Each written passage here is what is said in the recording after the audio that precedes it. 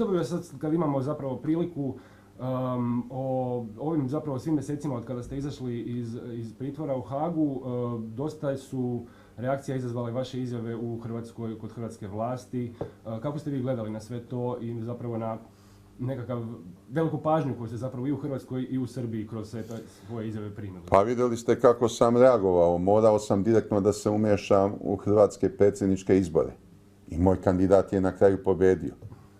Kako je pobedio? Tako što sam ja izdao mnogo saopštenja i dao izjava za neke hrvatske televizije u kojima sam podržao Ivu Josipovića. I izneo mnogo detalja iz njegove biografije. I pre toga Ivo Josipović je vodio sa 11% ispred Kolinde Grabar-Kitarović, a na kraju je Kolinda pobedila. Na kraju je moj kandidat pobedio. A vi ste u stvari htjeli da ona pobedi? Pa ja sam htio da ona pobedi. A zbog čega? Pa htio sam da ona pobedi zato što je mnogo lepša od Ive Josipovića. Zatim htio sam da pobedi pošto ona vodi otvorenu ustašku politiku. A ovaj se folirao, ovaj je vrludao i predstavljao se kao neki demokrata, kao srpski prijatelj i tako dalje.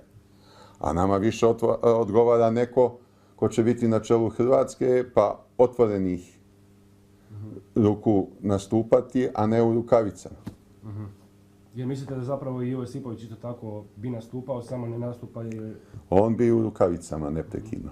I on se pokazao sposobnim da laže i vara srpske političare, da ih obmanjuje, da pravi magarce od njih. Pogotovo da pravi magarce od Borisa Tadića. A ova je otvorena, kaže sve što misli i ovi se čude u Srbiji, ovi se vataju za glavu, a zapravo trebali su da budu svesni da isto to mislio Ivo Josipović, samo je uspešno prikrivao. Dobro. Evo, pitao bih još samo za kraj. Dugo vremena ste proveli u haškom pritvoru i tamo ste bili sa hrvatskim generalima, s njima ste isto, pretpostavljam, razvili nekakav odnos. Što mislite kako oni gledaju na sve što vi zapravo danas govorite i stavove koje zastupate? Pa mi smo politički protivnici. Mi smo bili protivnici u ratu. Mi smo na dve suprotstavljene strane situirani. Međutim, kad se nađete u takvoj situaciji, znate, družite se prema kriteriju kakav je ko čovek, a ne koje je nacionalnost i kakva mu je bila ratna uloga i tako dalje. Naravno, sa onim neposrednim ubicama niko nije voleo da se druži tamo. Ali mene su interesovali za druženje ljudi koji su mnogo čitali knjige i takvih je bilo tamo.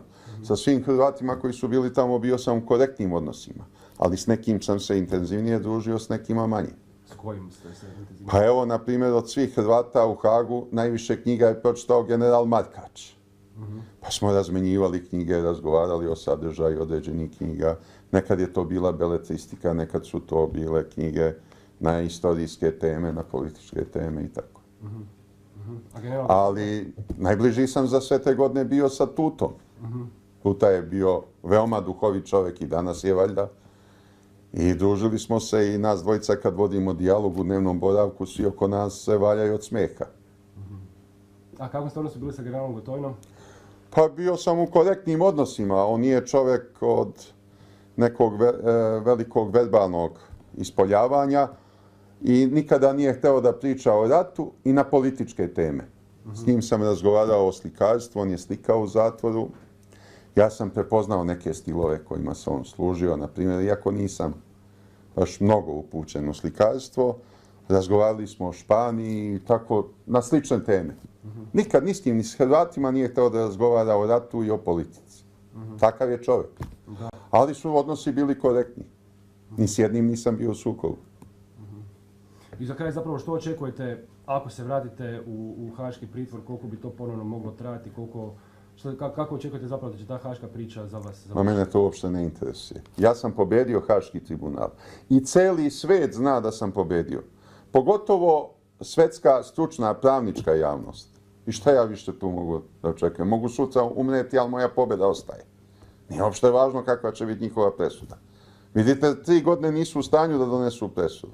12 godina su me držali tamo. Gospodine Šešelj, puno vam hvala. Hvala vama.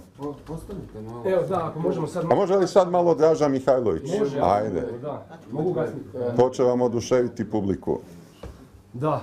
Šta je sad zapravo, ja nisam ni bio, praktički bio sam sa Kolindom Grabar-Kitarović u Afganistanu, išla u posjet sad, naravno. Pa nisam zapravo, kad se to događalo sa rehabilitacijom, nisam ni pratio. Jel to isto ima podršku u javnosti? Ima, naravno da ima. Masovnu podršku javnosti. Vidjeli ste, ako ste gledali snimke, vidjeli ste koliko je ljudi bilo pred Palatom pravde prisutnih koji to podržavaju, a kako malo oni koji su protiv toga. Znači, otprilike 95% je bilo pred Palatom pravde da bi podržalo rehabilitaciju Draže Mihajlovića, a 5% da bi je osporili. A kako se vlast prema tome odnosi? Jesu oni uopće izjašnjavali? Pa, ova vlast, sada aktuelna vlast je bila izrazito četnička nekada. To su ljudi iz Srpske radikalne stranke i Srpskog četničkog pokreta. Tomislav Nikolić je srpski četnički vojvoda. I nisu mogli da budu protiv toga, ali se nisu u javnosti ni eksponirali kao pristalice toga. Jednostavno su pustili da sud reši na osnovu dokaza. A ja sam se najviše radovao da četnički vojvoda Tomislav Nikolić krene u zvaničnu posetu Hrvatskoj, pa u Zagrebu da izvrši smotru Hrvatske ustaške garde. Međutim, izgleda tamo su se dosetili, pa neće četničkog vojvodu da dovode. Da, a nema, mislim, ja zapravo samo kad radim priloge iz zadnjih par godina na izborima sam uvijek naglašavao tu njihovu prošlost, koja se zapravo dosta i već zanemaruje, zato što se zapravo nikad nisu faktički distancirali. Pa kako da se distanciraju? Da. A mislim, ako su sad na tim nekim pozicijama koje su kao proeuropske i kao idu tam... Pa oni su bili moji najdirektniji, neposredni saučesnici u svim ratnim zločinima koje sam eventualno izvršio, ako sam izvršio. Da. E pa baš s te strane ja ne mogu samo tako preko toga prijeći. Zato sam, kad je premijer postao premijer, sam ga baš na toj presici za strane novinare sam ga pitao izravno o tim njegovim izjavama, o granicama Karlobag, Virovitica, Karlovac, o tim izjavama, dakle, imali potrebu sad se ispričati hrvatskoj vlasti ili građanima. Da li se ispričao? Nije se ispričao, rekao je on gleda u budućnost, ne bavi se više prošlošću, vama koji se bavite prošlošću pušta nas da u njoj ostane. To je sve što je rekao. I uvijek takve izjave zapravo kad se takve teme nameću daju i oni zapravo i Toma Nikolić. Ja sam ostao u prošlosti, ali... Pa ne, vi ste zapravo na svom stavu i dalje. I to se zapravo... Otvorenim očima gledam u budućnost, jer budućnost nama pripada. Da. Ne, hoću reći, mislim, kad neko je odrasla osoba i znači, u ratu se ponaša svjesna već ovoga svega šta jest, dakle, formirana osoba ovakva, pa se onda za par godina skroz promeni, to na neki način mora, po meni, mislim, imati razloga nekakvog i onda čovjek mora stajati za toga šta je prije govorio. Nisu oni bili bebe, mislim, bili su ljudi, da. A u tome smislu zapravo sam nastupam. Evo još samo par kadrova pa ćemo vas... Jeste snimili Dražu Mihajlovića? Apsolutno. Dobro. Nećete valjda to da isečete? Ne, neću, mislim, moramo vaš ured prikazati. A da. Ovo mi je sablja Sadama Huseina. Da? To sam dobio na poklon kad sam bio u Bagdadu. Baš od njega? Da, lično od njega. Super, je li ima još koji neki artefakt zanimljiv? Pa eto. Ovo je tamo telefon isto dobro izgleda. To je, na poklon sam dobio neki starinski telefon. Dobro, u svakom slučaju zapravo, mislim, postoji mogućnost realno da i sad u nekom trenutku dođe policija i da... Da, i da vas uhapse kao mog saučesnika. Da, ćemo vidjeti. Jesmo okej, Zoki? Evo, pobeđam čovjek. Da. Gospodine Šešelj, Vidok je sigurno. puno vam hvala. Hvala vama. Pogotovo svetska stručna pravnička javnost. I šta ja više tu mogu da očekujem? Mogu sutra umreti, ali moja pobjeda ostaje. Nije uopšte važno kakva će biti njihova presuda. Vidite, 3 godine nisu u stanju da donesu presudu. 12 godina su me držali tamo. Eto, gospodine Šešelj, puno vam hvala. Hvala vama. Evo, da, ako možemo sad... A može li sad malo Draža Mihajlović? Može, ajde. da. Mogu gasniti. Hoće vam oduševiti publiku. Da.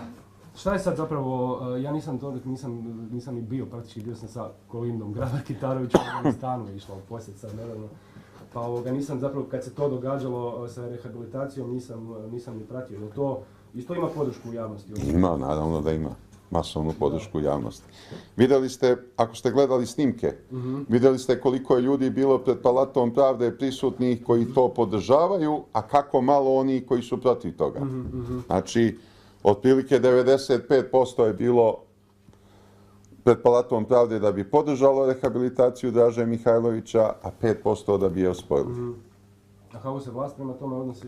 Jesu oni uopće izjašnjavali? Pa, ova vlast, Da. sada aktuelna vlast je bila izrazito četnička nekada. Da. To su ljudi iz Srpske radikalne stranke i Srpskog četničkog pokreta. Da. Tomislav Nikolić je srpski četnički vojvoda. Da.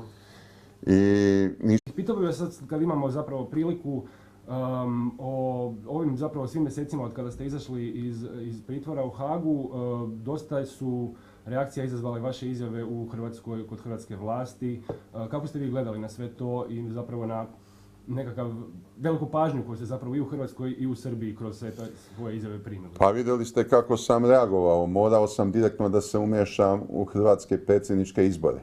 I moj kandidat je na kraju pobedio. Kako je pobedio? Tako što sam ja izdao mnogo saopštenja i dao izjava za neke hrvatske televizije u kojima sam podržao Ivu Josipovića. I izneo mnogo detalja iz njegove biografije.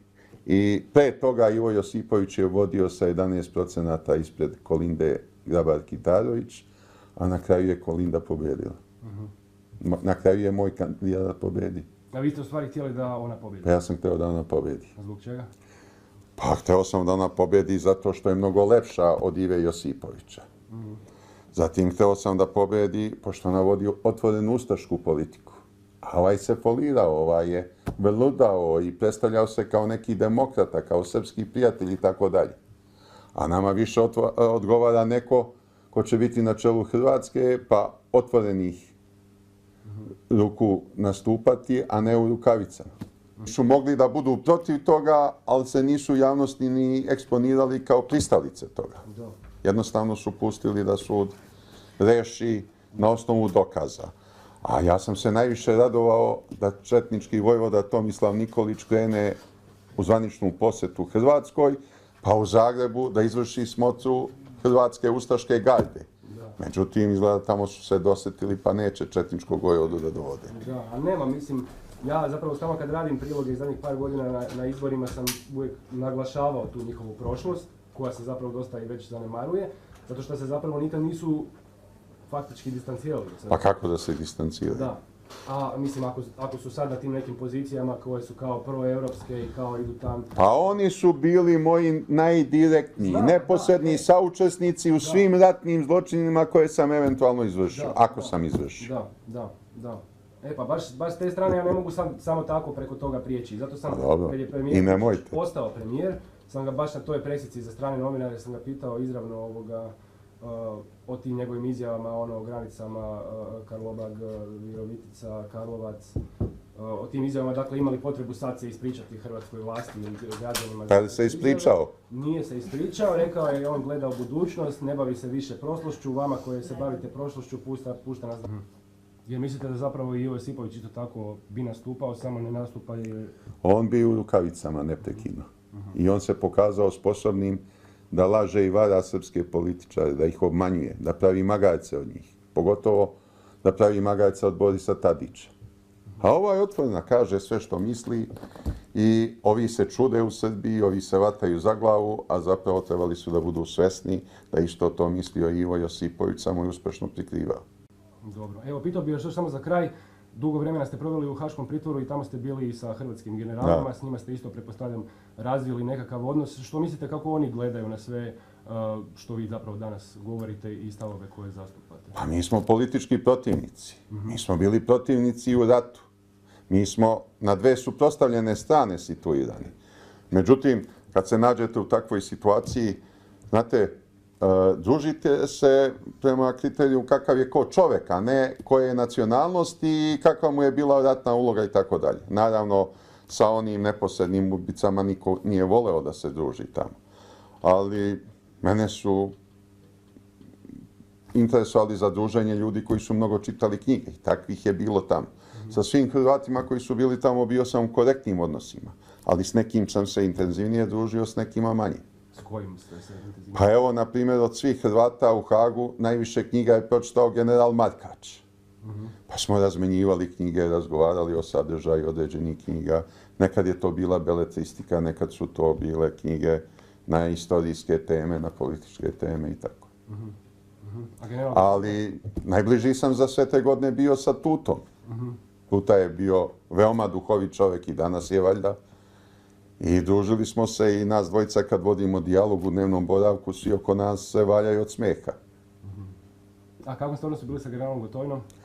Pa bio sam u korektnim odnosima. On nije čovjek od nekog velikog verbalnog ispoljavanja i nikada nije hteo da priča o ratu i na političke teme. S njim sam razgovarao o slikarstvu, on je slikao u zatvoru. Ja sam prepoznao neke stilove kojima se on služio, na primjer, iako nisam baš mnogo upućen u slikarstvo, razgovarali smo o Španiji i tako, na slične teme.